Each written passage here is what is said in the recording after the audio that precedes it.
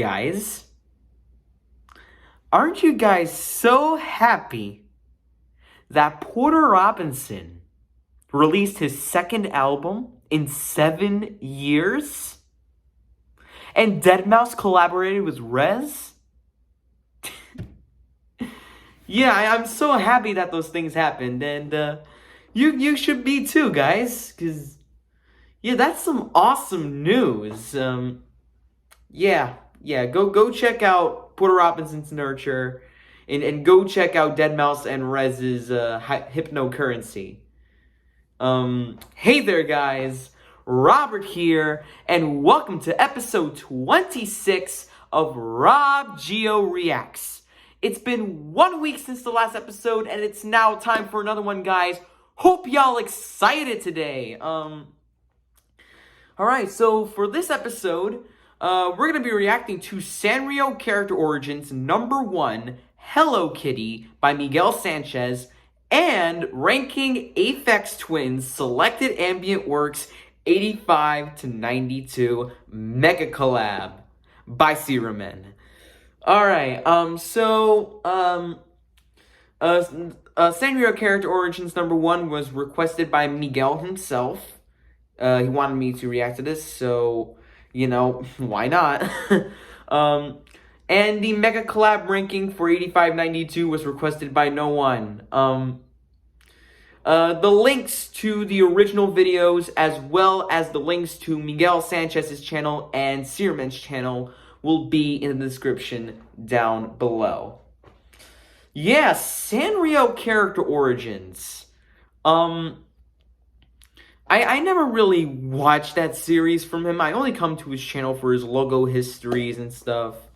And also when he wants me to react to those freaking, what was this called? The Moshi, the Moshi things. And now I'm going to be reacting to his Sanrio Character Origins thing. I heard that this was a series that he did for a while. I think I think he did like over 100 to 200 episodes of Sanrio Character Origins. Then he probably stopped doing them. I think there was a series finale, I think. Yeah. So now without any further delay, let us react to Sanrio Character Origins #1. Hello Kitty. Enjoy, guys.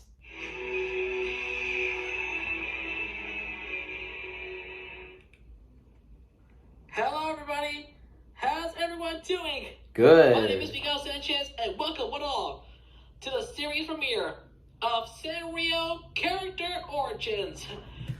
Also, I have a feeling that this video will be better than the freaking Close Your Eyes Sleepy Pause video. That video was not only babyish, but also boring. Honestly. So yeah, I have a feeling that this video will be better. We're so glad you're all here because it's a whole lot of fun. You're all here to witness the beginning of a new series here on YouTube. Or then new series. Character from the very beginning all the way up to today. So from all of us here, we thank you, and we couldn't have done it without all of you. Now, let us begin. So to all of us here, thank you so much, and welcome to the series premiere of Sanrio Character Origins. For this very first inaugural episode of the series, we are taking a look at Hello Kitty, introduced in 1974. So, although we don't have an official character since 1973, we are still taking a look at this character as she is the main girl of Sanrio. Yeah, that actually makes sense to have Hello Kitty as the first character that you have covered for Sanrio Character Origins. Because, in my opinion, she's like the most iconic Sanrio character ever. So that makes sense to have that character as the first character that you have covered in that series. She is one of the most popular characters in Japan. Yep. So I hope so. This is what we're covering in this very first episode of Sanrio Character Origins. So if you're ready for this, are you ready? Let's get to it. Let's find out who Hello Kitty is. So, who is Hello Kitty? Name: Hello Kitty. Birth date: November 1st, 1974. She's as tall as 5 apples and as heavy as 3. Hello Kitty is a bright little girl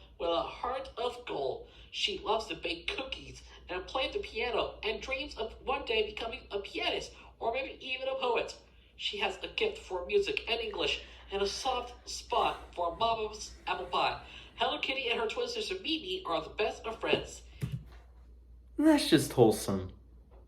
You feel me? That's wholesome, okay? Just wholesome. And by the way, Hello Kitty's real name? Kitty White. Who? Nobody saw that coming. Didn't know that. Anyways, on to her family and friends are with her family. So first we have George White.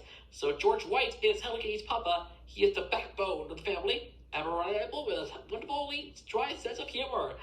And then we have her mama, which is Mary White. Mary White is Hello Kitty's mama. Kind and caring. Mama loves cooking, cleaning, and washing. Her apple pie is famous. It must be. Following that, you have Mimi White. So Mimi White is Hello Kitty's twin sister. She is quiet, shy, and very girly. Honestly, I probably have not been, I probably didn't know that Hello Kitty had a sister. If I can be honest myself, or even a twin sister for that matter. Just saying. She loves her sister very much and looks just like her. Although she wears her yellow ribbon on her right ear. She is good at embroidery and patchwork, and her favorite subject is, and her favorite in school is home economics. She often dreams about getting married and being the most beautiful bride. Oh my gosh, I didn't know that either. Anyways, moving on to Hello Kitty's grandpa, Anthony White. So Anthony White is Hello Kitty's grandpa. He points for a hobby. He is also full of knowledge and great stories of the old days. He must have, great knowledge of the old days. I mean, yeah. And finally, wrapping up Hello Kitty's family, we have Margaret White. So Margaret White is Hello Kitty's grandma. She makes a delicious pudding and loves nothing more than to sit in her rocking chair doing embroidery. Okay. Does anybody know that or what? Because I love some embroidery. Anyway, moving on to Hello Kitty's friends, we have Daniel Starr. So Daniel Starr, aka Dear Daniel, was Hello Kitty's boyfriend and companion since childhood. Okay, so she had a boyfriend? Okay, wow. His spiky hair is the key to his look. Daniel is a sensitive guy and finds wonder in even the smallest things. He likes cheesecake and yogurt, is good at dancing and playing piano, and enjoys photographing animals. Oh, he likes cheesecake? Oh, I bet Shrek loves cheesecake too. Remember SML Shrek? He loved cheesecake. Daniel went to Africa with his father, who was a photographer, but came back to New York after traveling the world to be with Hello Kitty. In the future, he wants to become a cameraman, or maybe even make his debut in show business. Who knows? Up to this point. Next up, we have Joey. So Joey is Hello Kitty's friend and closest classmate. Joey is a little careless at times, but unbeatable at playing tag. Oh my gosh, I can't wait. Wow. We have Tippy, and Tippy is Hello Kitty's friend. Tippy is a strong but kind-hearted bear with a crush on Hello Kitty. So nobody knows about that. After that, we have Tracy, and Tracy is Hello Kitty's friend. Tracy is a rascally raccoon who brings fun and energy to Hello Kitty's classroom. So that's fun. Next up, we have Thomas. So Thomas is Hello Kitty's friend. Thomas is an adorably scatterbrained little bear. His antics are a constant source of laughter for the others. So that's all there is. Next up, we have Fifi. Fifi is Hello Kitty's friend. Fifi is a bright and busy little princess and quite a chatterbox. Well, I wonder what she talks a lot about, seeing that she's a chatterbox. I wonder what she talks a lot about. I probably wouldn't have the urge to know that because Hello Kitty is out of my demographic. I know. Next up, Jody. Jody is Hello Kitty's friend. Jody is a smart pooch who loves to study and is aiming to be a researcher when he grows up. I used to love to study until I entered into the grade I am now, junior year.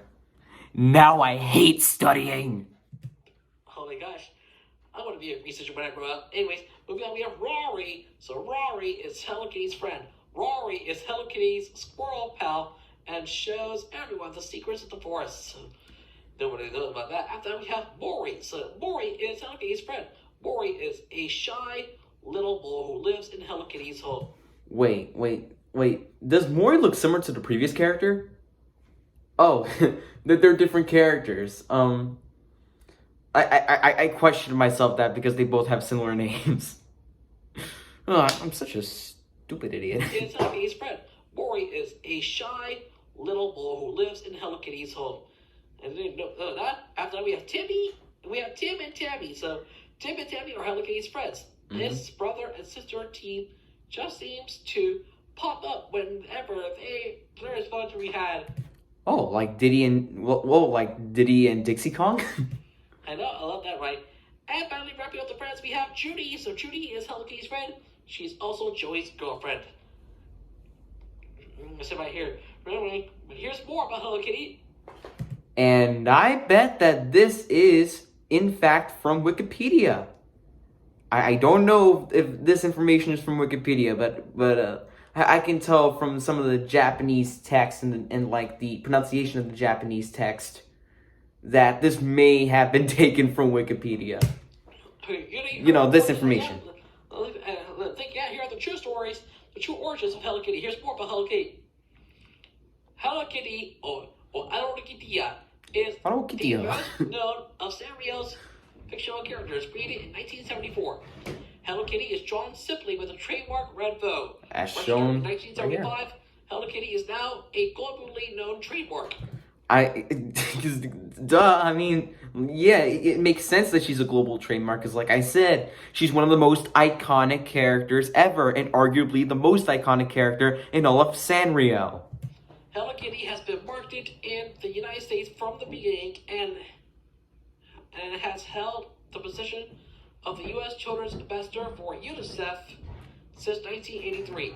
Oh, I actually did not know that Hello Kitty is actually the U.S. Children's Ambassador for UNICEF. I mean, UNICEF is like a really, really, really nice and wholesome organization. So that's really awesome. The brand rose to greater prominence during the 1990s when several celebrities such as Mariah Carey adopted Hello Kitty as a fashion statement. Oh, Mariah Carey, okay. Great singer, though. The character can be found in virtually any American department store, and Hello Kitty was once featured in an advertising campaign for the retail chain Target. The character got her first massively multiplayer online game produced by Sanrio Digital and Typhoon Games entitled Hello Kitty Online, which was released worldwide, including the United States, Singapore, Indonesia, and the Philippines. You know what? It even makes sense for her to have her own video game, even, because knowing the iconography of this character, a video game, about her was bound to happen. A cheerful and happy girl with a heart of gold, Hello Kitty can bake delicious cookies, but she loves mama's apple pie even more. Her favorite hobbies include traveling, music, reading, and making new friends. Her best friend is her twin sister, Mimi, which I mentioned earlier in the video. Hello Kitty was born on November 1st in 1974 in the suburbs of London, England, United Kingdom. So, Hello Kitty is not Japanese, she is English. Totally 100% British. But she loves... or maybe she's Japanese British or British Japanese, because in the cartoon world she lives in the suburbs of London, England. But Hello Kitty was made by a Japanese company, so to consider her a Japanese British character kind of makes sense. I don't know if that's true or not. It's just my theory. You don't have to agree with my theory, but just saying. She loves being just Hello Kitty. By the way, her real name is Kitty White, or Kitty Haruto. I love how Miguel attempts to do those freaking Japanese accents. Kitty White. It's kind of funny, though. Kitty has a twin sister named Mimi. As mentioned earlier. We discussed about her earlier in the video. So if you have seen it, watch it first. Who is a little shy, but very girly. She is very different from her kitty because she wears her ribbon on her right ear, opposite of her sister. Her bow is yellow, while Kitty's is red. Mimi also wears red overalls, similar to Kitty's blue overalls. In 2010, to celebrate Sanrio's 50th anniversary, Hello Kitty was also sold as a plush toy at Build-A-Bear Workshop stores, along with several Sanrio characters. That's another wholesome thing that happened. So if you know about Hello Kitty, now's the right time to do so. By the way, thank you so much for watching the series premiere of Sanrio Character Origins. Oh my gosh, I can't wait. I love you all so much. Please don't forget to like, comment, subscribe, and hit the notification bell so that way you're always up to date with all the latest and greatest Sanrio character content. Our journey has just begun. We have started our journey through the history of Sanrio characters all around the world, and we are just getting started. With that being said, thank you so much for watching. I've been Miguel Sanchez. You be yourself, and I'll see you next time for another new episode of Sanrio Character Origins. Join us right back here again next time for episode 2, where it's going to be about Koro-chan from 1973. So you're not going to miss that. For everyone here at Sanrio Character Origins, I'm Miguel Sanchez. Thanks again for watching. He is probably a year older than Hello Kitty then. I'm going to miss that. For everyone here at Sanrio Character Origins, I'm Miguel Sanchez. Thanks again for watching. We love you so much, and I'll see you on the next one. Take care, guys, and have a great rest of your day. See you guys on the next one. Laters.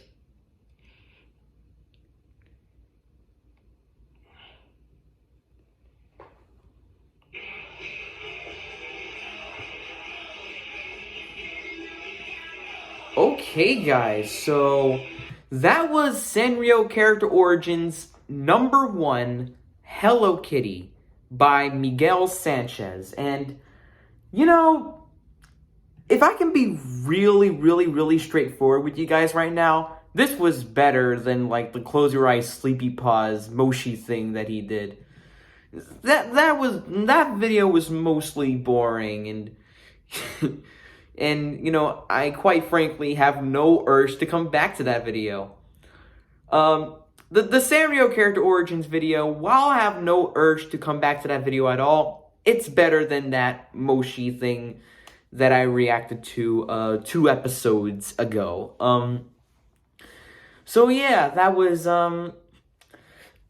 sorry, did a little stretch here. That was Sanrio Character Origins #1, Hello Kitty by Miguel Sanchez. And now that leads us to our final video of today. And it's going to be on oh my god, I don't know what to say. So the next video, the last video that I'm gonna react to for today is the Megacollab ranking of Aphex Twins Selected Ambient Works 85 to 92 by rum3n. And we're starting the next Megacollab series. And this time it's gonna be on the one, the only Mr. Richard D. James, or Polygon Window, or Aphex, or Blue Calx, or most notably Aphex Twin. He has many pseudonyms.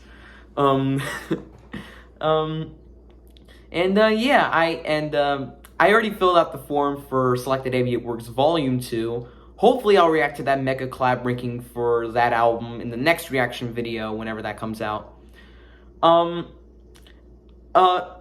Back to the 85-92 Megacollab ranking. I was gonna react to this like a week after its release, because I really wanted to take a break from reacting to those Megacollab rankings for more consistency. But what the hell, I just had to make a reaction video to this. Selected Ambient Works 85-92 is not just one of the greatest albums ever made. It's also one of the most important albums ever made. Yeah, not just in all of electronic music, but also in all of music, period. Like, out of all 13 tracks, there's like only one dud on this album, but the rest of the tracks are like, you know, they range from like, you know, great, like they range from pretty good to absolute perfection. And I can't wait to share my thoughts on what I think on each track right now. I'm sorry if I haven't said this in my previous reactions to the Megacollabs, already, but it's all my opinion. If you disagree with my opinion, it's perfectly fine. Yeah, what I think about these tracks on the album, what I think about this album is very subjective, and you can feel free to either agree or disagree, because, everyone has different opinions. Yeah, guys, and also, my ranking is not final, and may reflect depending on my actual mood. Yeah. Now, without any further delay, let's react to the Megacollab ranking of 8592. Enjoy, guys. I'm gonna get copyright claims, aren't I? Alright, at number... okay, so 2 tracks are tied for the number 12 spot. So at number 12A, we have I can't try to make the I shape with my fingers. If I try, I can only make a T, or maybe an I, looks like that. You could probably see it if you look closely here. But okay, back to this. I rank this one at number. So me and the Walking Angle both rank this at number 12, and Searman ranked this at number 13. Surprisingly enough, it's not my least favorite track, but it's close because it's just an interlude, but it's probably one of Aphex Twin's best interludes ever. The way it sounds like beautiful, the way how beautiful it sounds and everything. Just listen to this.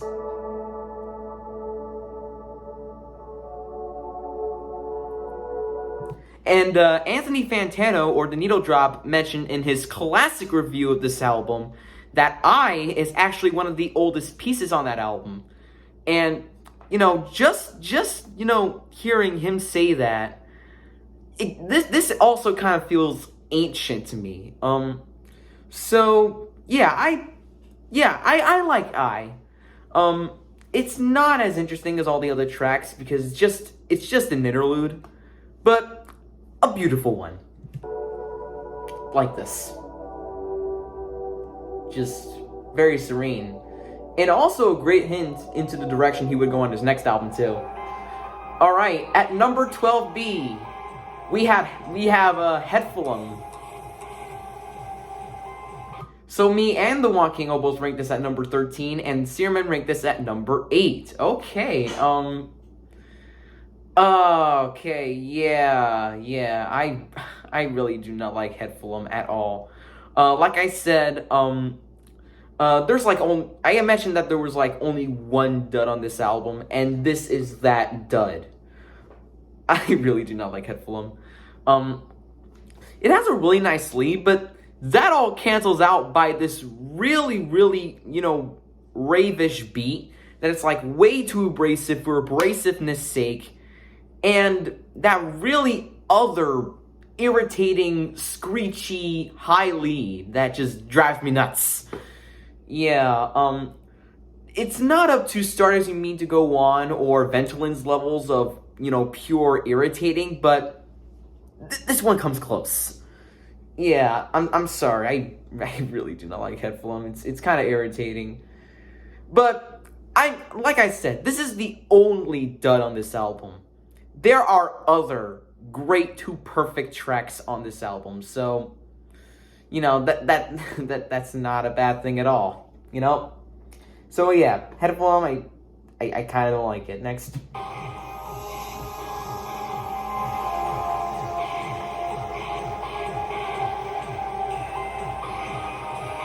This production probably hasn't aged well either. Alright, at number 11, we have Green Calcs. The first of the 3 Calxes. The other 2 being Blue Calcs from Volume 2 and Yellow Calcs from RDJ album. So I ranked this one at number 11, Searman ranked this at number 12, and the Walking Angle ranked this at number 10. Yeah, I really like Green Calcs.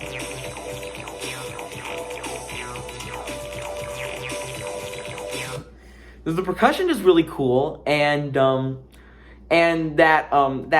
really cool synth bass, and that the vocal sample that, you know, that I think just says the title. I think. Well, wait. Let me just hear that again from the beginning. Great cats. Yeah, cats. Yeah, the vocal sample in the beginning probably says that. So yeah, I actually really like Green Calcs. It's placed at number 11 though, because there are other tracks on this album that are kind of better than this track. Yeah, and I forgot to mention, this was a really hard album to rank. There was like only one dud on this album, and the rest of the other tracks, like like I said, they range from pretty good to absolute perfection for me, honestly. So yeah, Green Calcs, even if I ranked it this low, it's still an awesome track. Or a good track, actually. Or a great track, yeah, great track.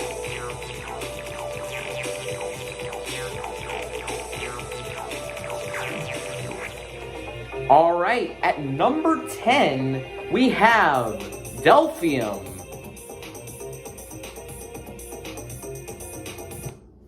Alright, so I ranked this one at number 10, Searman ranked this at number 11, and the Wonky Angle ranked this at number 11 also.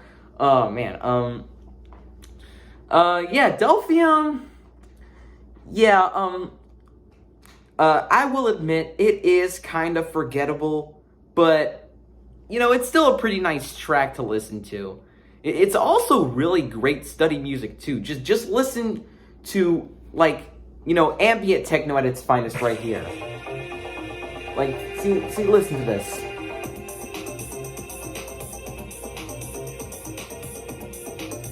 This is, like, probably ambient techno at its finest for me.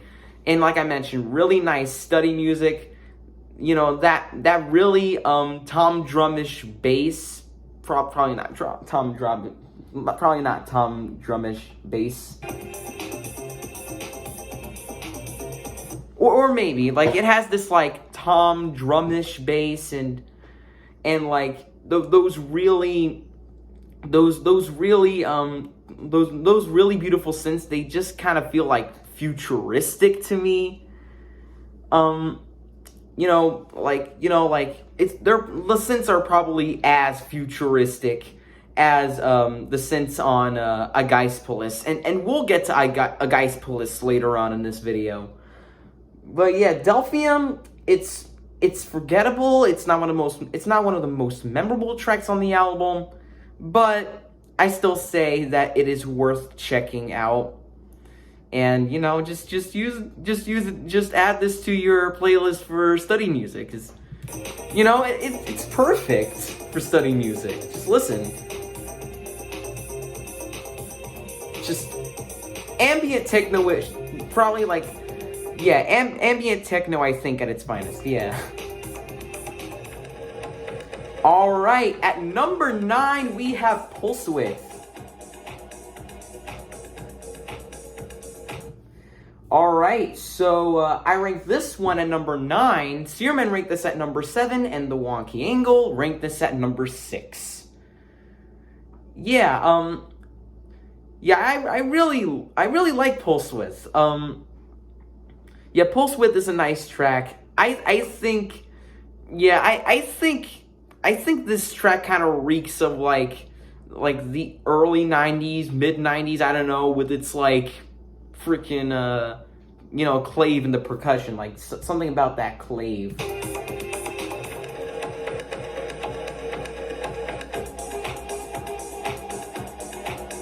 And yes, yeah, that something about that clave and that percussion in that production, like it kind of feels like I've been like I've been like, transported to like the 1990s or something. And those synths kind of give me more of that feel. Just listen to that.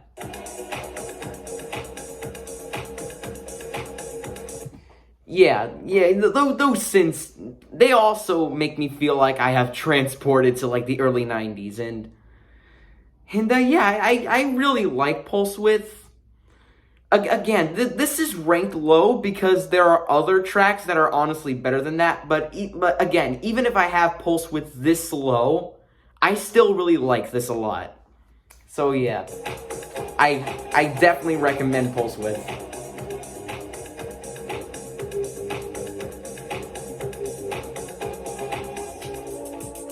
Alright, at number 8, we really have now a Geistpolis. Yeah, number 8 is a Geistpolis, guys. Me and the Wonky Angle both ranked this at number 8, and Searman ranked this at number 9. So, you remember when I said that you know, the synths on Delphium, like, Delphium sort of gives me, like, a futuristic feel? Well, a Geistpolis, it gives me more of a futuristic feel than Delphium. And it's also like more memorable than Delphium is, so yeah, that kind of makes sense. Just a Geistpolis, it just makes me feel like I'm in like a metropolis city like setting with its like futuristic synths like I mentioned before. And also that legendary and riffy sub bass. I love that riffy sub bass. Jesus Christ. And the percussion. Yeah, the percussion or production. It definitely has aged well. Like pretty much like everything else on that album. Like, yeah, I really love a Geistpolis. Even if I have this ranked low on my list, I still love a Geistpolis. So, yeah, highly recommend that track.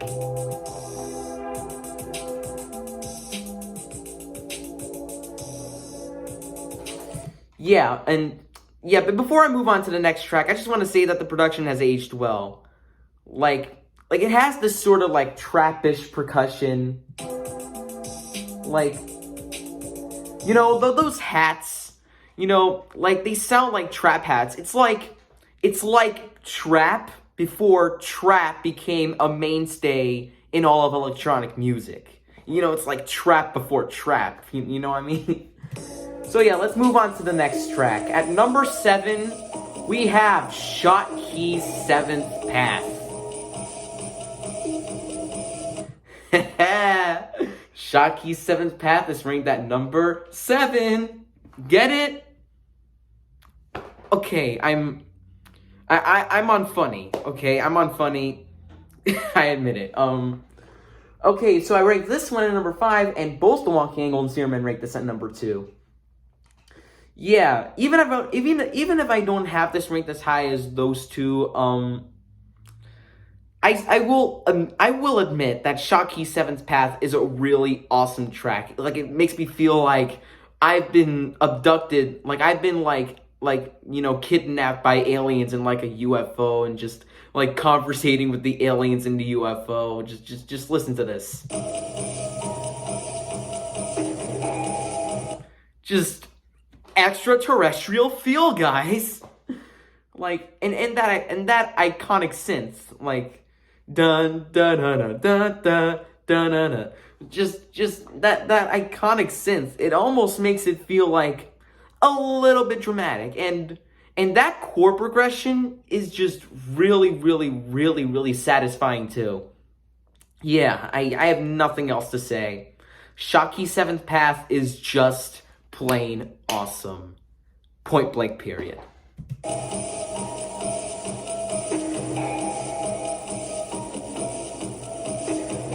Giving me that alien feel, guys.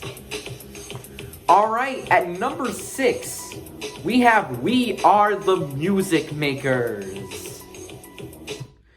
Okay, so I ranked this one at number 6. Searman ranked this at number 10, and the Wonky Angle ranked this at number 9. Yeah, We Are the Music Makers. It's one of the longest tracks on the album. And, yeah, I really love this track. Like like a lot. Yeah, I honestly really think that We Are the Music Makers is really, really underrated. The production has aged very well, like a very, very, very fine wine, and you know and that Gene Wilder sample, man. We are the music makers. And I think he says something else, like, where dreams are made of dreams, or something like that. But that Gene Wilder sample from, like, Willy Wonka and the Chocolate Factory is just a legendary vocal sample. Yeah, just, I really love We Are the Music Makers. It's a really, really, really underrated track here. And probably one of the most underrated tracks, like, ever when you first hear it. Nobody really, like, ever talks about, you know, We Are the Music Makers, or at least just give this track enough praise. It's just, you know, all these synths, like the synths and that bass contrasting well with the you know, well-aged production. You know, when you mix those two together and that freaking Gene Wilder sample, you have a serious highlight here. So yeah, I really recommend We Are the Music Makers. Just awesome track. Oh my god. I love this. Alright, at number 5, we have Actium. Alright, so we all rank this at number 3. Me, Ben, and Tommy, we all rank this at number 3. And, yeah. Just, what a closer to an IDM hallmark right here. Just, yeah, I really, really, really love Actium. Like, out of all of the tracks that end with this is definitely my favorite out of the 3 that end with you know, because, you know, Delphium, Headflum, Actium. But yeah, just, you know, like, that synth lead is kind of iconic. I really love that bass. Boom, boom, ba boom, boom, boom, ba bum, bum, bum, bum, ba bum. Just that bass, it just really gets me hype. You know, it really gets me hyped, you know. And that percussion is, like, really, really, really smooth, ambient techno stuff. And, like, and that lead is very iconic. Dun, dun, dun. Dun, dun, dun, dun, dun, dun, dun. Yeah, I love that lead synth, man.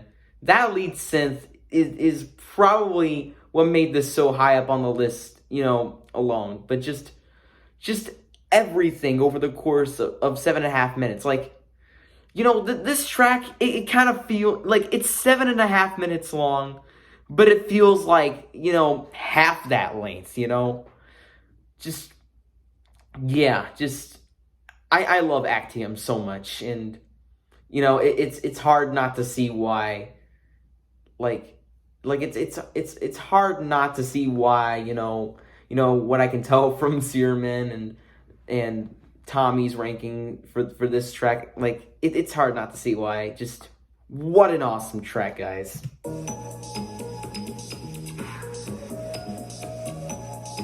Just smooth ambient stuff right here. Oh yeah, I forgot the other synth lead.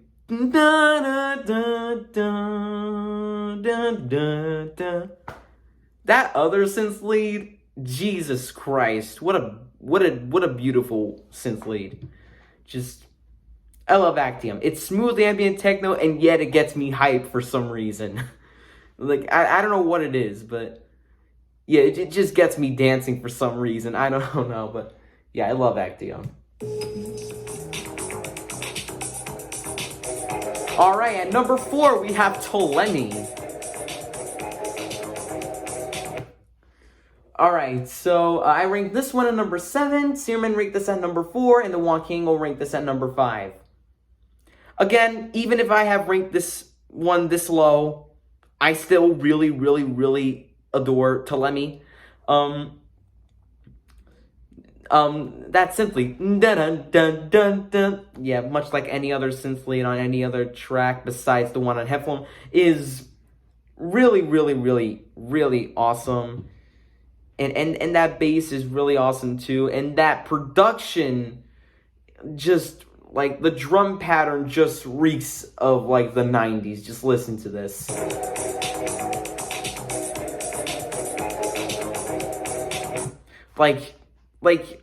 You really listen to, like, you know, the production of this track very closely, and, you know, it kind of reeks of the 90s, and yet it has aged very well, much like any other track on the album. I really love Telemi, despite, you know, me ranking this at number 7. Just, what a banger.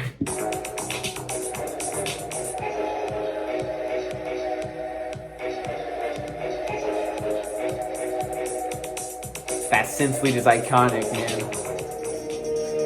Alright, and number 3, we have Heliospan. Yeah, I ranked this one at number 4, Searman ranked this at number 6, and the Walking will rank this at number 1. Yeah. Yeah, no surprises that he ranked this at number 1. I remember from his top 10 best Aphex twin tracks list video, he ranked this all the way up at number 1. Yeah, it's hard not to see why. Like, even if it's not my favorite track on the album, I really love this track too. That chord progression may be generic as all hell, but the way the synth sound is like really, really satisfying.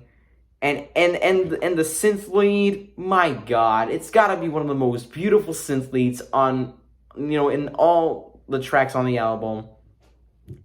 Like probably the most beautiful synth lead in like the entire album, I think.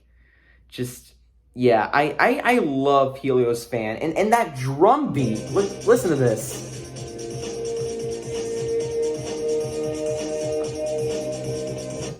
Just, this track is kind of like this album's equivalent to Pendulum's Fasten Your Seatbelts from Hold Your Color, even though that album obviously came, you know, like many years after that album, obviously. But it's that kind of track that gets me in a great mood. And it's you know, it's not hard to see why, you know, it's not hard to see why, you know, why the Walking will, you know, rank this track at number 1, because it's this kind of track that just puts me in a great mood every time. And, you know, like I mentioned, the synth pattern, the beautiful ambient synths, you know, contrasting well with that synth lead, it just gives me goosebumps every time. Just, yeah, I really love Heliospan. I really adore it, as a matter of fact. I just love it. That's it. Alright, at number 2, we have Thaw. Alright, so I ranked this one at number 1, Searman ranked this at number 5, and the Walking ranked this at number 4. Yeah, I really love Thaw. Like, so much that, you know, not only it topped my list, but also I'm, like, literally the only one out of, like, literally everyone in the Megacollab that ranked Thaw at number 1. Like, I'm seriously the only person in this video to, like, make Thaw top my list. But not only does it stick out the most from the track listing, as it is the longest track at 9 minutes, but also, like every single exploration of this track is ingenious to me. This track kind of makes me feel like I'm in the Amazon rainforest in Brazil. Just makes me feel like I'm traveling to the rainforest or something. Just kind of makes me feel like I'm in such a freaking warm climate.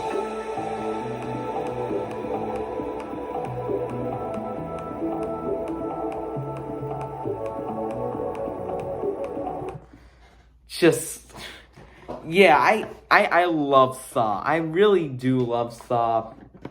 And, you know, for the people who ranked it, close to #1, it's not hard to see why, because this is just one of the best tracks in the entire album, and probably one of the best electronic tracks I have ever heard, period.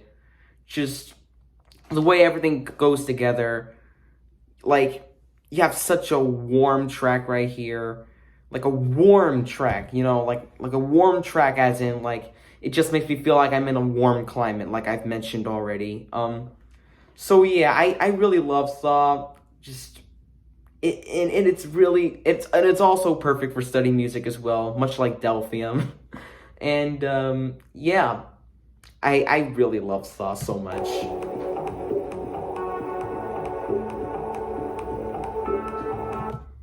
Yeah, and that iconic pulsating percussion.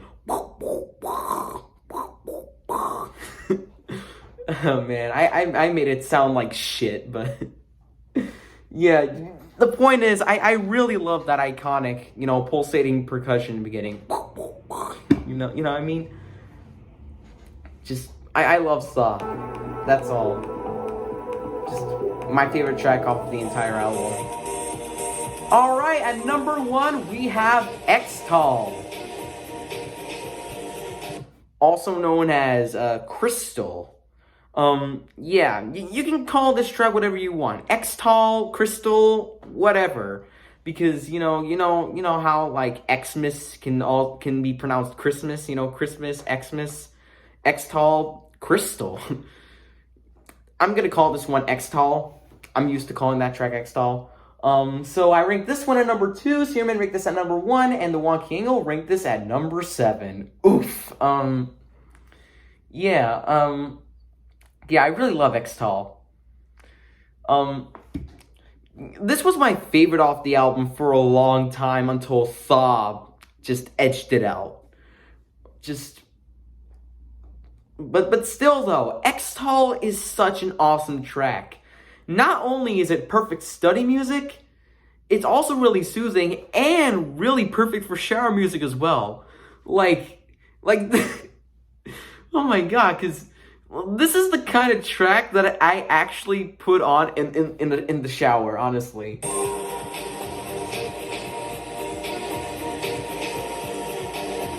Like, just by listening to this track, like, I can just already imagine, the shower head just bursting out bits and bits and bits of misty water just pouring down my head, and just, putting shampoo on, just jamming it out to this. Like everything is so smooth, from like the ethereal synth patterns to especially that ethereal and beautiful and serene female vocal samples. Just, it just makes for one of the best tracks off of not only this album, but also in all of electronic music. Just, yeah, and it's not hard to see why Xtal was ranked at #1. It clearly deserved to be at the top of this list. Regardless if, in my own ranking, I didn't rank it at #1. That award goes to Thaw. But, yeah, Xtal is such a beautiful, beautiful track right here. Just beautiful track right here. Thanks for watching. Link to the form for the classic double album Selected Ambient Works Volume 2 in the description. Yeah, I already filled out the form for that album. That album was mostly hard to rank for me as well. Though I did know what tracks, what tracks I should like rank it on. It was also really hard for me to rank, but I'll talk about Volume 2 in the next reaction video, hopefully. And yeah, that's my reaction to the Megacollab ranking of Aphex Twin's Selected Ambient Works 8592 by Searman. Yeah, I really love this album so much. Again, it's not just one of the best albums in all of electronic music, And not only one of the best albums of all time, but also one of the most important and influential releases ever. Like, you know, without Aphex Twin and without this album in general, we wouldn't have, you know, my favorite artist of all time, deadmau5. We wouldn't have Daft Punk. We wouldn't have Skrillex. We wouldn't have Square Pusher.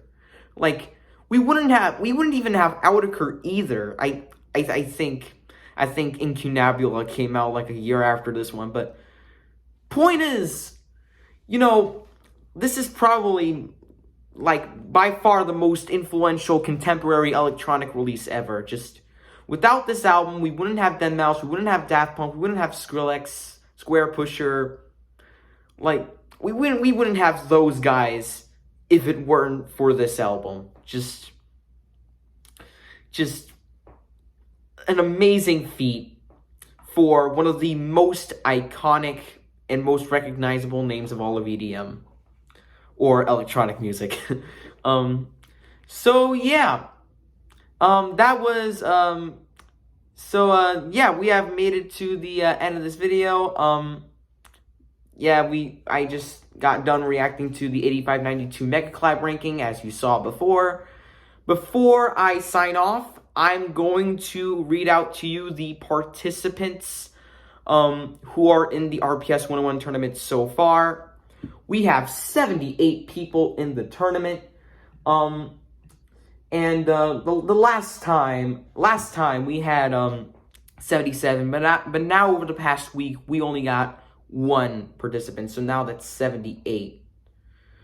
Or like the last reaction video, I pointed out that there were like 71, but then days after it was 77 and now 78.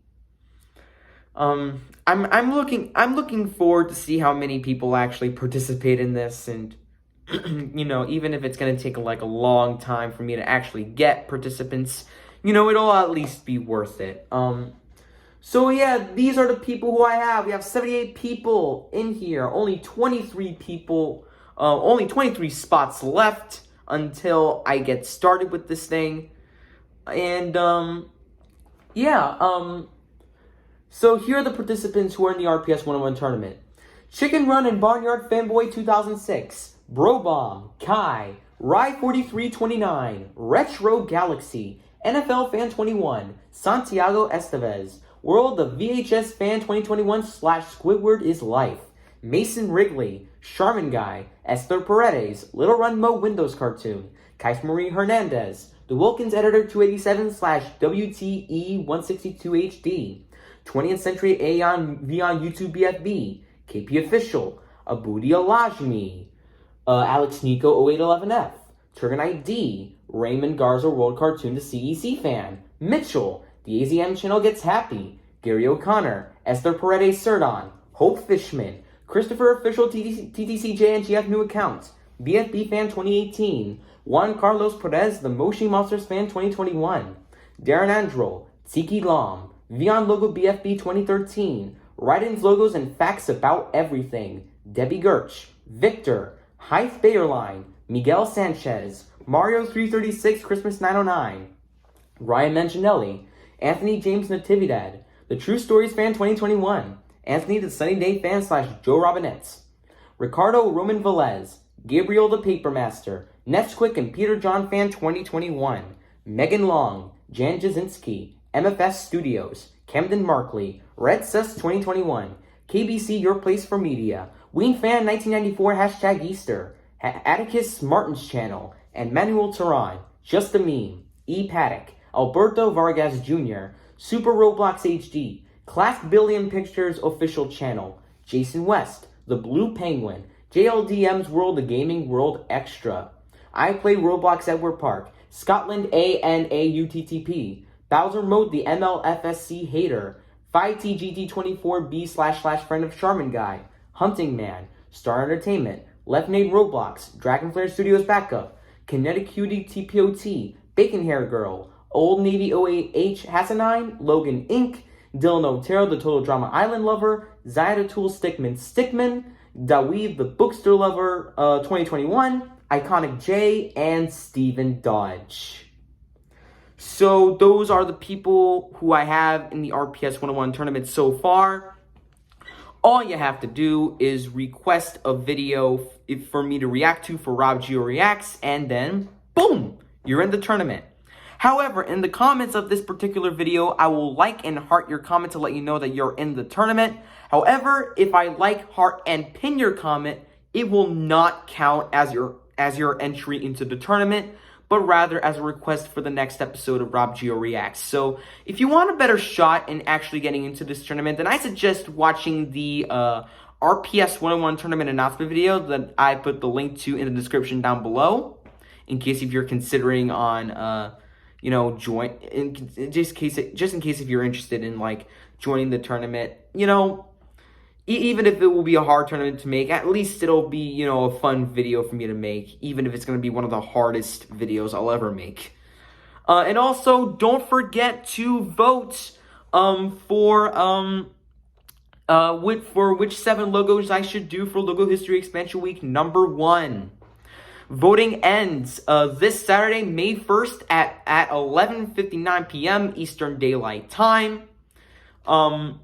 The time in which voting will close may be different for you because time zones are a thing.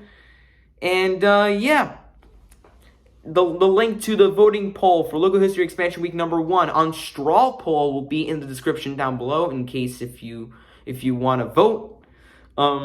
You can if you want, you don't have to, but yeah, we have 29 votes as of recording this. I'm hoping to get more votes. And yeah, that's gonna do it for episode 26 of RobGioReacts. Thank you for watching, and yeah, if you like this video, give it a like, share this one with your friends if you want to, and leave a comment down below.